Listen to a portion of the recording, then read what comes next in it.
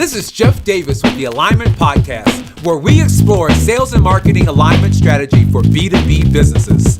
Make sure to visit jeffdavis2.com for all things alignment. Now let's talk about how to create togetherness. In this episode, I had the pleasure of speaking with David Coleman, Managing Director of Collaborative Strategies and author of Collaboration 3.0. David brings 25 years of experience in the collaboration space as an analyst and consultant. In our conversation, David educates us on how CEOs view the importance of collaboration, how Dungeons and Dragons can help sales and marketing learn how to work together better, and that leaders must start with what people have in common to enable collaboration. With that said, let's jump into the episode. David, thank you for joining the program today. Hi, Jeff. How are you? I'm doing very well. I am excited to have a conversation with you because you are an expert in collaboration. And I think that one of the most important things when we talk about sales and marketing alignment strategy is understanding what is collaboration and how do we actually move our organization so that we are being collaborative. But before I start, those that don't know you and your work, why don't you tell us a little bit about you, your background, and what you do? Okay. So I've been an industry analyst for the last 30 years, focused on the collaboration industry, if you can call it that. There's currently about 2,000 different vendors in that space, and it's around an $80 billion market worldwide. If you look at IBM does research of CEOs every year, and if you look at the last 5 years, collaboration is within the top 5 issues that CEOs are worried about. So it hasn't changed a lot in many years. I think it's starting to transform itself to become part of what we call digital transformation, which may include, collaboration is a big part of that, but there's also issues with cultural change, equipment change, alignment, change in behaviors. It's a whole big thing. Yeah. So it sounds like then, it's been on this IBM survey for, the last 5 years that, collaboration is really tough. And it's something that we need to continue to talk about and have people like you to help educate us on how we can do it differently. Yeah. I've been doing this for a lot of years, and I found the best way for people to learn about collaboration is rather than hearing a talk, hands-on works much better. So let me explain why I say that. I've been giving talks on collaboration to large and small audiences and workshops for many years. And frankly, I can probably say that, the next day, people may remember 10% of what I said. But I had some large clients who were having this problem. And what I did was I took my background in Dungeons and Dragons, a role-playing game, and I created a role-playing game for collaboration called the Business Transformation Game. And once we got the kinks out of it, it worked great. People started learning how to use a variety of different tools. They started to learn what behaviors work better in interacting with others. It turned out great. As a matter of fact, it turned out so well that I had people come up to me a decade later when I was speaking at a conference and say, "Oh, do you remember playing the Business Transformation Game?" So, it really stuck. And I found that to be much more effective than just talking about it. Yeah, that makes complete sense. And speaking of which, help our listeners understand what is collaboration, because we hear the word a lot, and I think people are trying to throw it out there, but let's level set so that we all have a working definition of what truly collaboration is. Okay, so my definition of collaboration for the last 30 years has been pretty much the same, but it's now changing. So the definition was 2 or more people interacting on an ongoing basis for a specific purpose or goal. And if people are just interacting without a goal, that's generally called gossip. But if there is a goal, then they have some alignment. As a matter of fact, I created a slide about this a number of years ago called the distinction slide. And in the slide, I tried to make a distinction between communication, conversation, cooperation, coordination, and collaboration. And let me see if I can explain the distinction. Okay. So the two axes, one is level of commitment, that's your level of commitment, and the other one is degree of alignment to the goal you're trying to achieve. So the x-axis is your level of commitment. Right. We're all clear. And then the y-axis is the level of alignment, correct? And so if you just have a communication, that's me just saying, hey, Jeff, how are you? So that's a communication. It doesn't apply an interaction, and there may be no intrinsic value from that. A conversation implies interaction, and that means I say, hello, Jeff, how are you? And you say, hi, David, I'm fine. So there was some information transferred there. Now, if we go into the other levels, like a conversation and coordination, then you're starting to deal with resources over time. And finally, when you get to collaboration, it means that you have a high level of commitment to the goal and a high level of interactivity. So that is really how I distinguish those, although people use those terms interchangeably. Yeah. So it seems like then the distinction really is, in the context of aligning sales and marketing, is that we're not just communicating, but we're communicating with an aligned goal. That sounds like that's a piece that a lot of times may be missing if we have a misaligned organization. Would that be fair? Yes. And the reason I said things are changing from my definition is because I've changed it to two or more people or intelligent entities, and then the rest is the same. So What I'm saying is that for the last 30 years, it's only people interacting with people. Now we have machines interacting with machines and machines interacting with people. And so you have to start to take that into, kind of what is collaboration. And that's going to put a huge change in things. So think about it this way.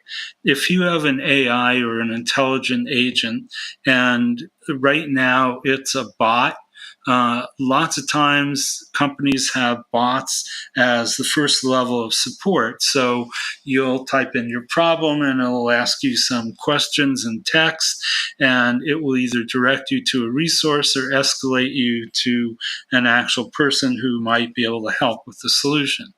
But in the meantime, you're interacting with a bot like it was a person.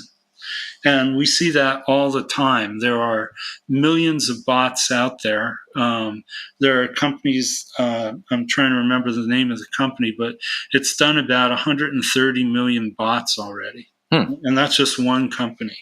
And so one of the skills that collaboration is always a good skill to have, but being able to collaborate with machines is another skill that people should start to develop. And actually, Elon Musk and a number of other people I know, Brown University and a number of different medical centers, are doing direct neural interfaces where they attach some kind of interface to your brain, and the brain connects to the computer, and the computer either does some action or responds to you. So there was some work done with quadriplegics at Brown University where this woman who had no use of her hands, was connected to a computer with a robotic arm. And just through thinking about it, she was able to have the arm pick up a can of Coke, pour it in a glass, and give herself a drink without someone actually helping her. Wow. So there are a lot of interesting things coming up that will kind of change the way we look at work and also each other. Yeah. So as a leader in the organization, I really like this kind of framework that you've laid out from conversation to collaboration. If I notice in my organization, we are at maybe a coordination, cooperation stage, right? So those are lower level than collaboration. What principles, what tools, what things can I implement into the organization to move us further up this kind of level of collaboration to really get to true collaboration? Okay, so the first thing people do, which is a mistake, is they turn to technology because that is the most visible part of collaboration. In actuality, technology is only about 20% of the solution, and people and process are the other 80%. And so, we have 80% of the attention and effort going into 20% of the solution, or it's following Pareto's law. So, rather than focusing on technology, because my guess is most of the people listening to this podcast have multiple collaboration tools and they often spend time switching in between tools, whether it's through different types of social media or using Slack for chat or something else. There's a huge detriment in switching costs. So you can lose about 25% of your productivity just switching from one collaboration tool to another. And also, collaboration tools are not the answer. They're more of an enabler. It's people and process that are the answer. So let me give you a quick example. I calculated this for a client once. So if you have a company of 500 people, 20 of those people are managers, the rest are workers, and you have salaries that tied to each. From our research, we know that management can spend 60 to 70% of their time in meetings, and that workers spend 40 to 50% of their time in meetings. And our question was, what if you could save 5 minutes for each meeting? So when we multiplied that out for a company of 500, they're saving over $1.5 million just by cutting out 5 minutes of each meeting. Now, it's said that the first 10 minutes of each meeting is generally lost because someone can't get this to work, or that's not working, or someone's not connected yet, or you have a stakeholder who's not there yet. There's a wide variety of reasons. But the other thing I would say is think about whether the meeting is actually necessary. So I still know development teams that have a Monday morning status meeting. Now, if you have a collaborative workspace, you should be able to see the status of any task or project at any time of the day or night. You don't have to call a special meeting to do it. As a matter of fact, I would see that as a waste of time.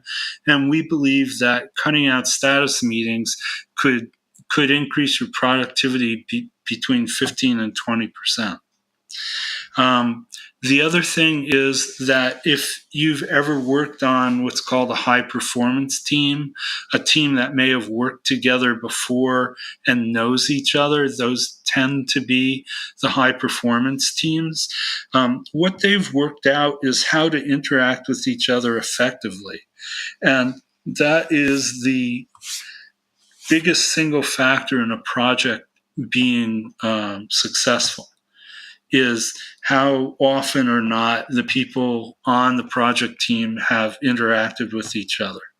So if they've done a bunch of projects in the past together, your chance of success is way higher than if you have a bunch of new people. Now, another thing that's true is that if you have high performance teams, often you can be 20 to 25% more productive than a team that is not very collaborative. And there's lots of research on this from the big three accounting firms and people like Deloitte and E&Y all do this kind of research and look at productivity. The other thing I can say is that almost always the problem is behavior. I know that's not a term people are happy about, and it's something that is not very tangible. But if you are able to change the behavior of those you're interacting with to interact better, then things are going to turn out better. So, how do you change behavior? Well, one of the ways we did it was through a game or a simulation, which we find is usually the best and the way the learning that sticks for the longest. But if that's not available, you can also have other people on the team say, okay, Jeff, when you talk to me, I feel like you're being condescending and you're talking down to me and micromanaging me. And that's why I ignore most of what you say. And you probably didn't know that, and you were going along trying to do the best you could. And this person is, carrying resentment. The communication is poor, and obviously the collaboration is poor. And so having that kind of frank conversation can help. I saw a team that had the manager was from the US, one of the team members was from Mexico, and one was from Japan. There were other people on the team. But what was happening through, even though the conversation was in English, because it wasn't native for both the Mexican and the Japanese person, there was a lot of miscommunication. And so they had, and you were running into country culture issues. The Japanese guy felt the American boss was rude and that the Mexican guy wasn't listening to him. The Mexican guy felt the American boss wasn't listening to him, and he couldn't really understand what the Japanese guy was saying. So once we got that all straightened out, the ill feelings went away, collaboration became a lot better, and in this case, they were producing steel, and so steel production started to, pick up. In the little time that we have left, I want to ask you a couple more questions. A lot of folks are looking at their sales and marketing organizations and realizing that collaboration really is necessary. But the reality of them having the exact same goals tomorrow is not realistic. How do you take two different groups with potentially different goals and start to help them collaborate effectively? How do you start that process? So you start by finding what you have in common. Both sales and marketing are often trying to get across information about a particular product or service. So that's where I would start, is looking at how you're trying to get that across, how the salespeople get it across, what marketing documents they're using, how marketing feels sales is using their documents, or whatever they have, calculators or whatever they create, and start to get some alignment around what you have in common, and that's kind of the low-hanging fruit. Once you do that, then you can start to look at alignment of overall goals. And what I mean by that is both people in sales and marketing are trying to drive product sales and revenue to the bottom line. So looking at it from that level, they both have the same goals. They're just approaching it from different perspectives and using different methodologies. Okay. But if you take a high-level view, you can start to get more alignment. So as a leader in the organization that is trying to be better aligned, it's about focusing first on what we have in common between sales and marketing, Yep. And then starting to build that relationship so that we can all be focused on the most efficient and effective path to revenue from customers. Yes, that is true. And one quick question before we end our conversation today, because I really want to get your perspective on this. If you were a CEO of a company and you had to focus on people, process, or technology, and I think I know the answer to this, as far as it goes to an alignment effort, because I've seen studies that show that upwards of 10% of revenue can be affected by the alignment of sales and marketing, either positive or negative. Which one of those three would you focus on first? So I'll give you some percentages. So as I told you earlier, we think technology is about 20% of the solution. We think process is another 30% of the solution, and people are 50% of the solution. So hopefully that gives you your answer. Right. So what that clearly explains to us is that why technology is the shiny object in the room and may have some short-term effects if we're truly looking to take a long-term view and move and transform the organization. Correct. The people problem is the most important of those three. Yeah, it's people and kind of culture and how people interact with each other. There was some research done at Stanford a number of years ago, and I'm trying to remember the professor, but they looked at kind of 5 different levels of interaction. So there was your personal situation, your kid might be homesick or whatever. There's the situation in the project. So it's, you may be behind on 2 or 3 tasks and ahead on some others. There's the situation for the company. So the company has a particular culture, and that affects how you interact with others, and especially people outside the company. And then finally, there's country cultures. Remember, I talked about the Mexican and the Japanese person on the same team.